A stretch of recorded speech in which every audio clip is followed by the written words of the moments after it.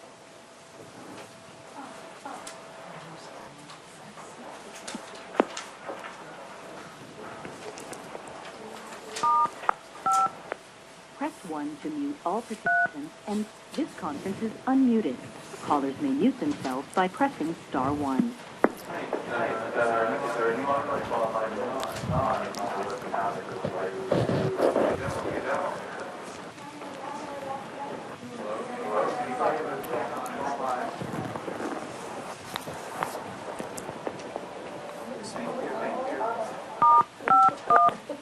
This conference is muted.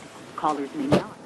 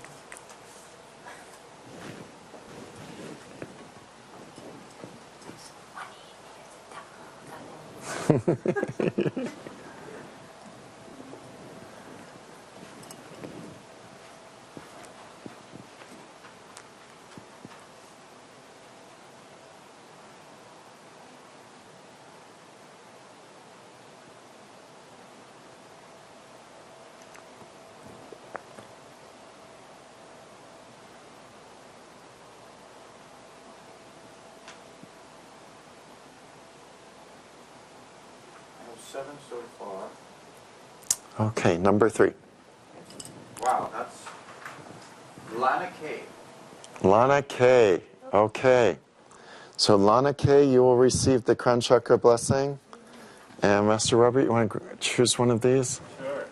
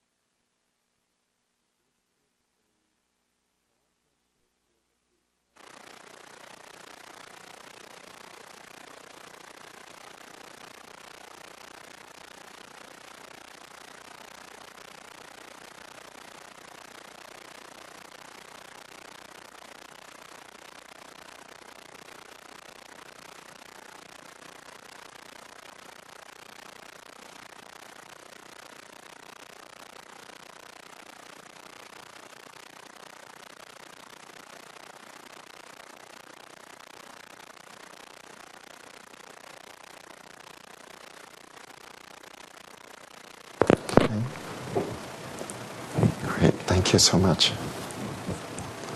Okay, so this is a Da Hashe crown chakra blessing for harmonious love relationship. Blessing begin.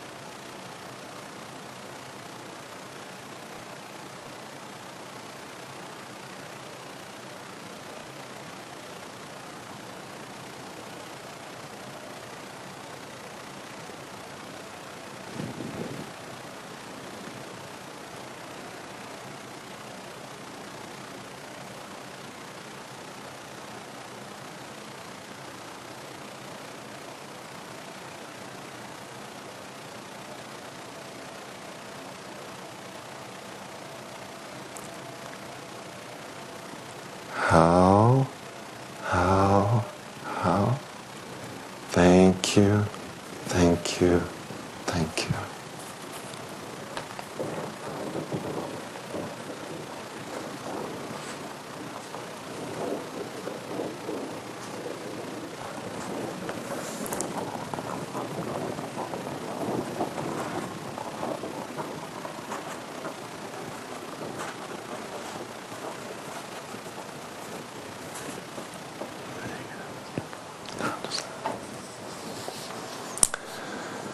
Okay.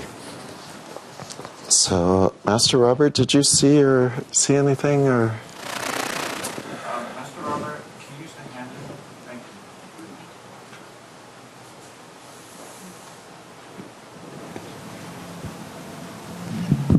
you. Thank you. Well, it was just so actually inspiring because when we were holding the calligraphy and the crown chakra blessing was starting, there was just this radiation of light just pouring out. And I just kept on reverberating Dahoshe, Dahoshe, Dahoshe, and harmonious. And it was like wherever Master Wei-Ling went, brought peace and harmony. You know, and all of our interactions were not negative. There was just so much love and so much harmony in it that there was no resistance to that peace and that harmony. So it was almost like her auric field came out before she even interacted or met someone and melted any disharmony. So beautiful. And you said you felt something at your heart? It was really, when I touched this thing already, when I touched this calligraphy there, I started getting, it was just like coming all the way here. I think we all got it. It was just incredibly strong, and for me it was just coming all around me. It was absolutely wonderful. Thank you. Yeah. I think we all got it, but you know, you probably got it many times more because it was meant for you. Okay, Yeah, thank you. It's true. Whenever a blessing happens, we are all blessed by it, and there's a frequency and vibration that happens. Actually, the whole field changes. Yes. And the people that it went to Lana and to Master Wei-Ling, received the direct light from heaven right into them. Yes. To clear Shin-Chi-Jing blockages. So I'm going to do a flow and let heaven say what they saw.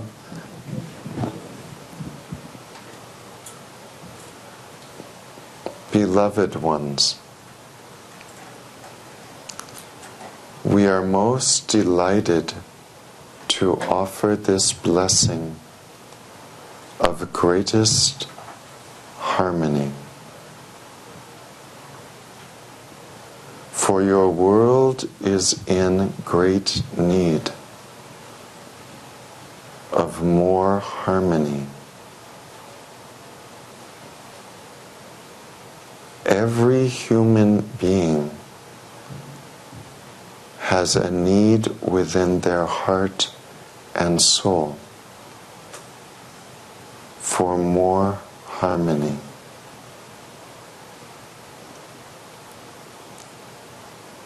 For our beloved Master Wei-Ling, the frequency and vibration of harmony that was given was a blessing to her heart and soul to radiate a wavelength of harmony that will be most beneficial at this time. We have also harmonized her with the soul of finding true love. We have opened passages that were closed, which will bring this closer to manifestation on the earth plane in the near future.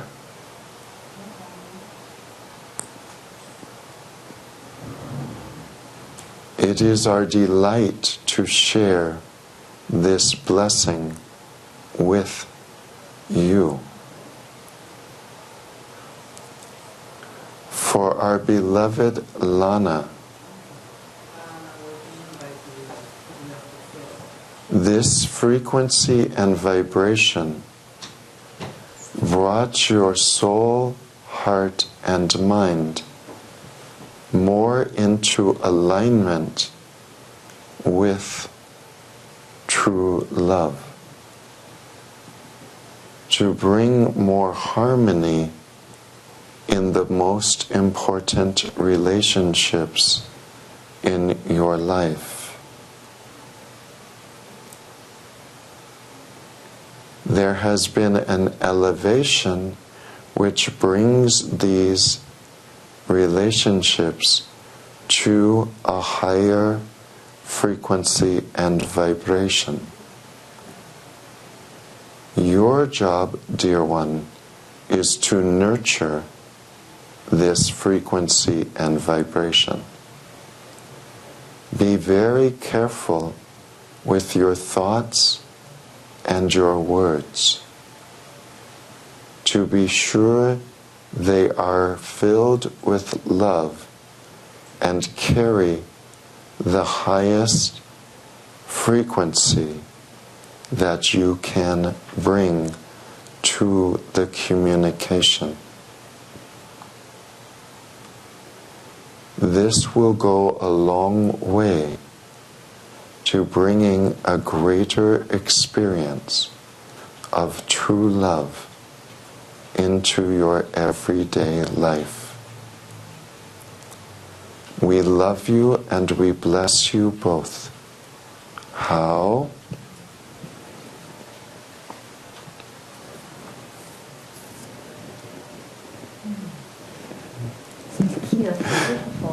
Now I have a question.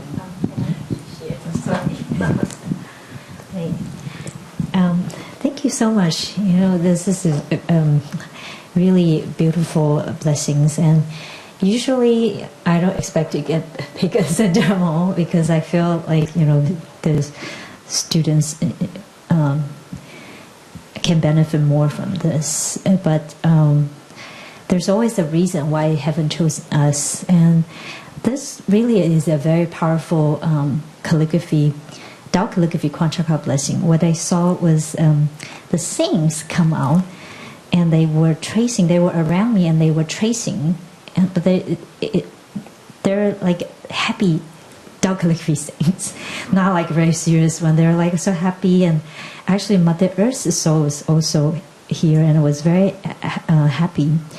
And they were telling me that the importance for me to be that true love present to all at this time is I need to harmonize my Shishen, my Yuanshen, and all of my upliftment, especially right now, you know, with the test with the center, and also with the Dishan soul, to really bring that, because think about it, the center, the Tao Chang really is the heaven on Mother Earth. So when I really bring that harmonious relationship between me and center and Mother Earth, this is the 天地人合一. And actually I think last year when I went to Netherlands for the calligraphy retreat, and Master Francisco did flow for all of us were teaching that calligraphy retreat in Netherlands. And one of the things that he said is that one of my divine tasks is to bring the 道元手艺 wherever I go. And so this is another key piece and reminder that I need to first bring that harmonies and with all that I have received. And in that, just that feel that can come through me itself is it like the divine love presence. And I also want to say it was very special to receive this with Lighten Up, and which is dear students I love very much. And I went to Florida to teach, and we, gone through something very special. And so this is very significant healing actually for all of us at that workshop. So it feels like it's beautiful closures for that. And so I feel this is very significant for Lena K to step into another stage of her soul journey and arise in a bigger role in the area that she wants to serve. So thank you so much. Okay. Thank you. Did you have something? Nancy, and because I just feel that I got so much blessing this thing that I have a question. Am I the Allison?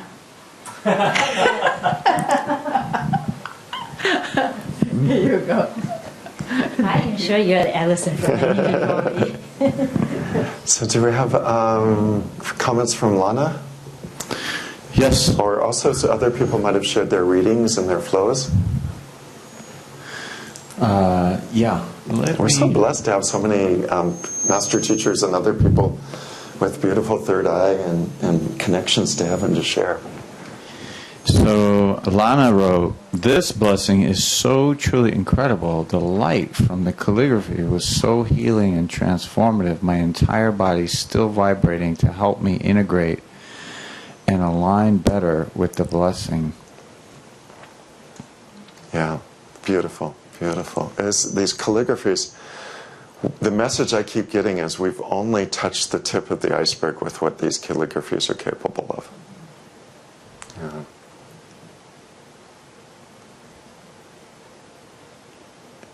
Any other sharings on that? That's it on that. Thank you. Okay, all right. So let's go ahead and offer that. The honor fee for this one is $200 US. It's a Da He She blessing for harmonious relationships. You can use this to, if you're looking for true love, you can use this for bringing in a harmonious relationship. Maybe some of your past relationships have not been so harmonious. This will help you bring in one that's harmonious.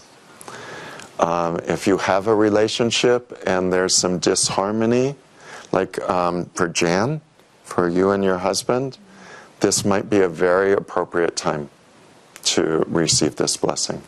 Master Jan, excuse me. And and if you want to receive it for another relationship, maybe there's another relationship that really has some disharmony in it, and you're thinking, you know what? I wish I had a blessing for that. Of course, the idea here this weekend was for your love relationship, but if you have a pressing need for that, of course, we want to make that available. So Master Robert will offer the blessing again for anyone who wants to receive. They can honor afterwards. I just have a quick comment. I felt in that blessing, I just received a splash, but I felt like the blessing was with my relationship with myself also. Mm-hmm. I really felt that was, you can't have one without the other. So I felt like, for me, the blessing healed my relationship with myself. Beautiful. Yeah. Beautiful. Okay. So close your eyes, everyone. Open your heart and soul. If you wish to receive the blessing, you can honor 200 US afterward. If you wish to receive, just tell heaven, I would like to receive the blessing now.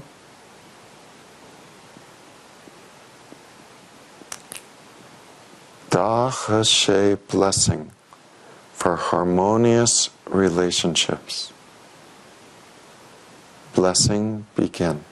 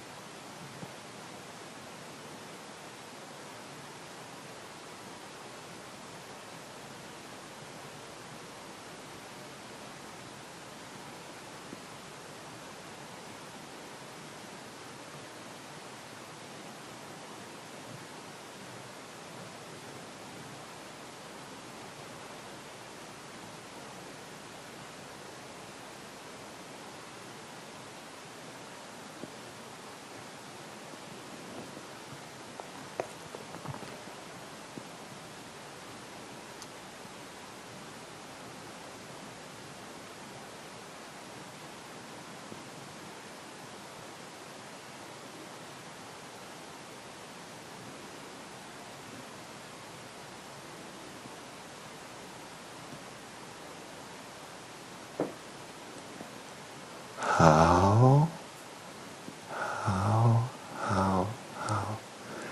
Thank you. Thank you. Thank you.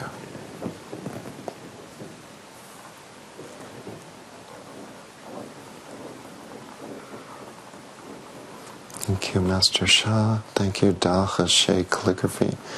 Thank you, all the saints and saint animals who are assigned to this calligraphy, who respond whenever the calligraphy is put into use.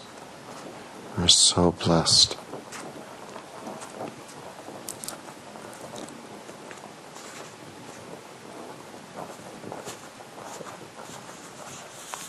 Thank you.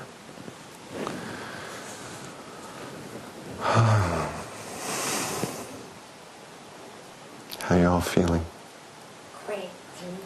This blessing is just keep on coming. It's just like this Tao Chang is just keep on giving. This Tao Chang is just keep on giving, and the blessing which was just out is just like coming more and more and more. So whoever can come, please come tomorrow. So to enjoy all these blessings.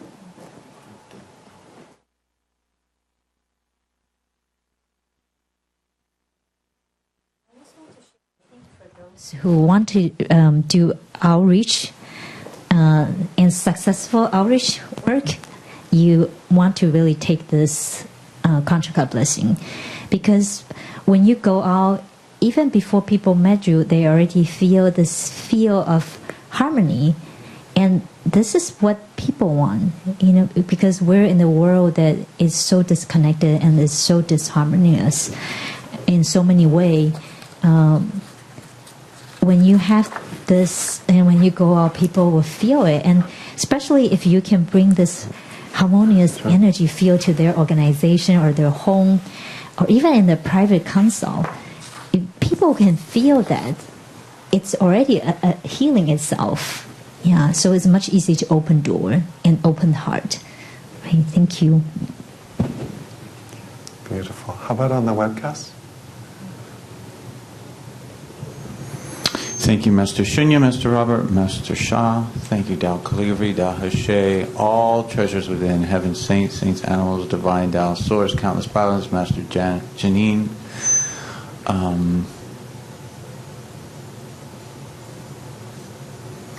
And that's it right now. Thank you. Okay, beautiful. Thanks for all the comments. So, I did a very short version of this workshop at the Conscious Life Expo in Los Angeles in 2016, in February of 2016, so 3 years ago.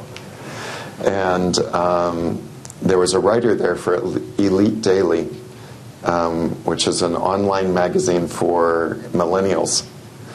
And she wrote an article about it called 5 Super Easy Tips to Finding True Love as Told by a Relationship Expert. I think I must be a relationship expert because I've been through so many, good and bad. My father, when I was growing up, he did teach me one piece of wisdom. He said, learn from other people's mistakes, then go out and make your own. Like, don't make somebody else's mistakes. So you don't have to make the mistakes I've made already. I'm here to save you from them. Okay? Lawrence, would you please take Lawrence? Would you please take one of those? Will you type that URL into the chat room, please? So we're going to give you the link so you can read this online, and everybody here will get a copy. But she did a good job of capturing the one-sentence secrets. And so I'm just going to go and review this because it's really reviewing what we've already talked about all day. So 5 super easy tips to finding true love. Tip number 1, to find true love, be true love. Tip number 2, there's no such thing as the perfect partner.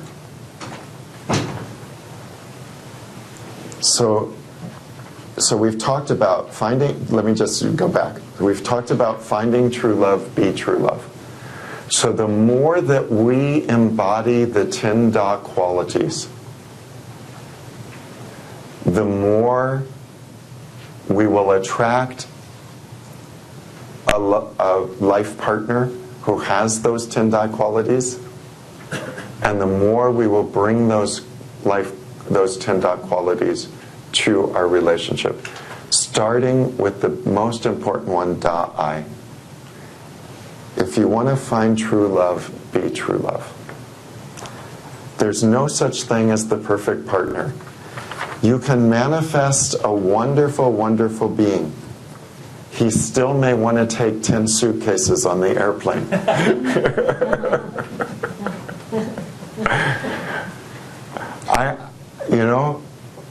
I'm not perfect, but Master Robert manifested me in his life. And we've made a beautiful life together. If we expect our partner to be perfect, I guarantee the relationship will not work.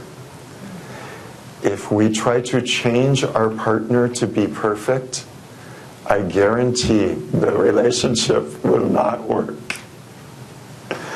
So instead of focusing on specifics about them, just let them be themselves and know that this person is a gift from the divine for your life, and how they are is beautiful and wonderful, and how you are is beautiful and wonderful.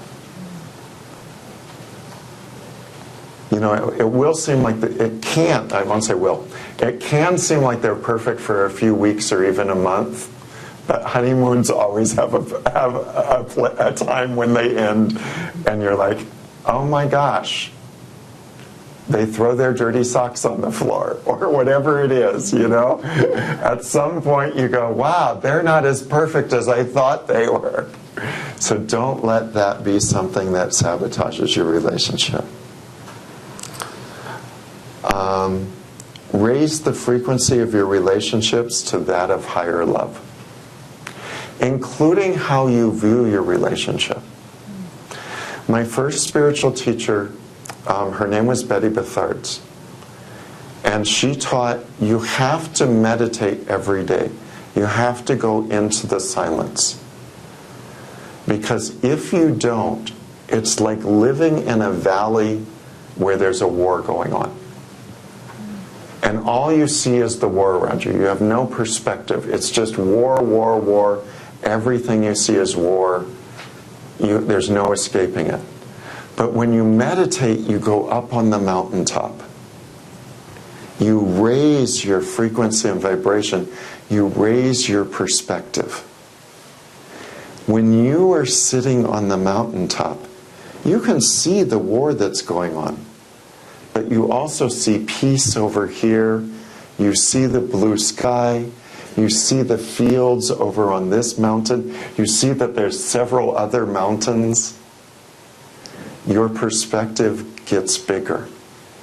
And the war doesn't seem so big anymore. It's just a little skirmish going on in the village rather than your whole life. So you have to raise the frequency and vibration of how you're seeing your relationships, and then with the practices Da'ai, forgive Da Quan Shu, raise the frequency and vibration of your relationship. The Da Hashe for raising the relationship. That's number 3. Number 4, sincerely practice forgiveness. By forgiving, you're allowing the part of you consumed by negativity, emotions like anger, jealousy, and sadness, to once again fill with love. Forgiveness brings inner joy and inner peace. It isn't letting the other person off the hook. It's letting yourself off the hook.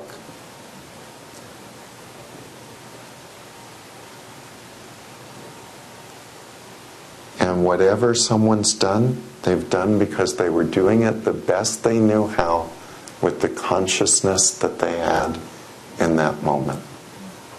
Just like you and I are doing the best we know how to do in any given moment with the consciousness we have in that moment. Have you noticed in your life that some days your consciousness is higher than others? And some days you react better than other days. That's true for everyone else too. And of course, we talked about already, life's not as serious as our minds would have us believe, so lighten up. Those are the 5 super easy tips to finding true love. Do you like them? Yeah. Tips from heaven and from hard-earned experience. Yeah, thank you. This is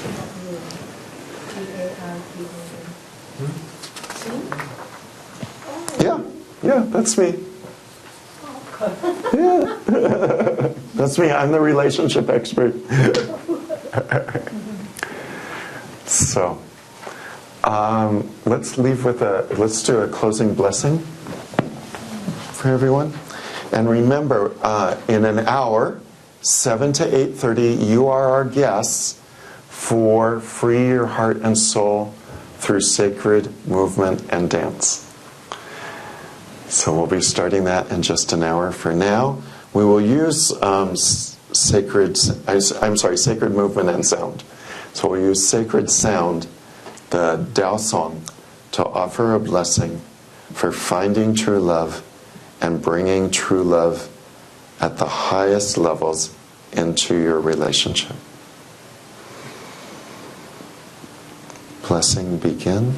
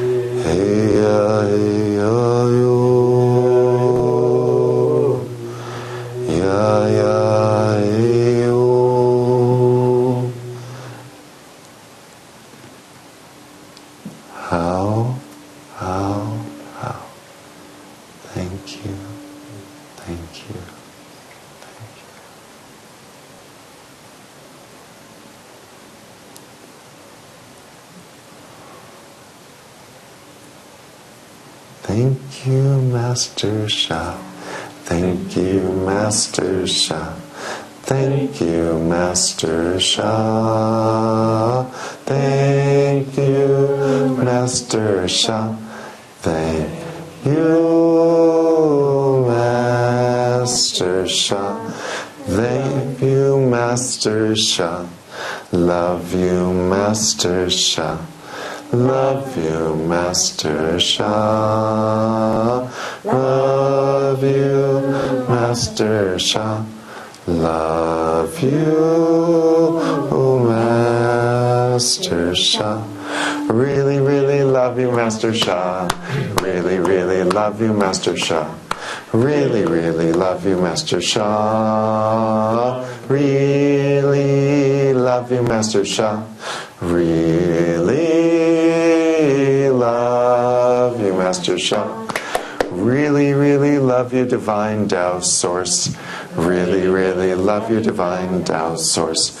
Really, really love you, Divine Tao Source. Really love you, Divine Tao Source. Really love you, Divine Tao Source. Really, really love you, Tao Chang.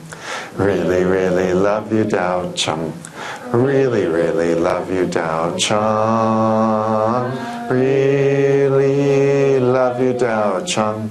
Really love you, Tao Chang. Really, really love love you, Master Hetty, Master Dennis. Really, really love you, Master Hetty, Master Dennis.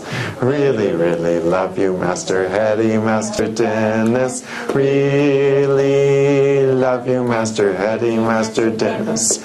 Really love you, Master Hetty, Master Dennis. Really, really love you, Master Robert. Really, really love you, Master Robert. Really, really love you, Master Robert. Really love you, Master Robert. Really love you, Master Robert. Really, really love you, Master Shunya. Really, really love you, Master Shunya. Really, really love you, Master Shunya. Really love you, Master Shunya. Really love you, Master Shunya. Really, really love you, Master Wayne. Really, really love you, everyone. Really, really love you, everyone. Really love you, everyone. Really love you, everyone. Really, really love you, Master Wailing. Really, really love you, Master Wailing. Really, really love you, Master Wailing. Really love you, Master Wailing. Really love you, Master Wailing. Master Henderson has been our customer Master service. Henderson! Really, Master Henderson. Really, really love you, Master Henderson. Really, really love you, Master Henderson. Really love you, Master Henderson. Really love you, Master Henderson. All the Master teachers on the webcast. Really, really love you, Master teachers. Really, really love you, Master teachers. Really, really love you, Master teachers. Really love you, Master teachers. Really love you, Master teachers. Everyone again. Really, really love you, everyone. Really, really love you, everyone. Really, really love you, everyone. Really love you, everyone. Really love you, everyone. Love you, love you, love you. Thank you, thank you, thank you. Gong song, gong song, gong song. So tomorrow morning, 9:30 to 11 Pacific time, is the global Tao Chung from here in San Francisco. So 9:30 to 11, and then 11 o'clock we will pick up here again on tv.drsha.com. The global Tao Chung is free. It's on live stream or tv.drsha.com or Facebook, Master Sha's Facebook page. You can access them anywhere. And then we'll pick up this live stream webcast again at 11 o'clock. Master Wailing, see, you're Master Rulin, they're Master Wailing. Please forgive me, my brain doesn't do names well. Master Patrick, Master Orlena will be joining us tomorrow. It's going to be absolutely beautiful. It's going to be such a day of love and aloha. Really looking forward to it. Love you, everyone. Thank you, everyone. We'll see you tomorrow, and well, we'll see you tonight from 7 to 8:30, and then tomorrow morning starting at 9:30. Love you. Bye-bye.